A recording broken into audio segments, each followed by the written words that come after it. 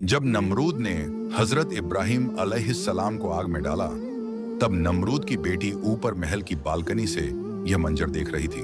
उसने देखा कि हजरत इब्राहिम अलैहिस्सलाम आग के बीचों बीच एक तख्त पर बड़े शान और जलाल के साथ बैठे हैं। किनारे पर नहरें बह रही हैं। काफिरों के फेंके हुए पत्थर बादल की तरह उनके सर के ऊपर लटके हुए हैं और हजरत इब्राहिम अलैहिस्सलाम ऊंची आवाज से अपने रब का जिक्र कर रहे हैं।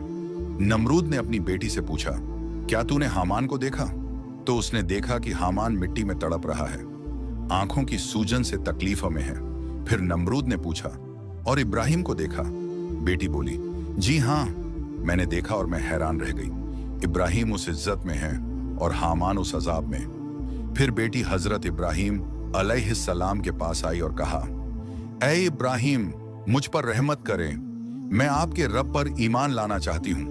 हजरत इब्राहिम अलैहिस्सलाम ने उसे कलिमा सिखाया और वह फौरन मोमिना हो गई। उसने कहा, मैं अपने बाप को भी ईमान की दावत दूंगी। वह नमरूद के पास गई और कहा, मैं इब्राहिम के दीन पर हूं, उनका रब सच्चा है और तुम्हारा खुदा झूठा है। यह सुनकर नमरूद ने बेटी को मारना चाहा, लेकिन अचानक एक बादल आया और उसे उठाकर कोहे काफ ले गया। इस तरह नमरूद की बेटी हमेशा के लिए अल्लाह की इबादत में मशगूल हो गई और इस वाक़े को देखकर जिसके नसीब में हिदायत थी, वह फौरन इब्राहिम अलैहिस्सलाम के रब पर ईमान ले आया।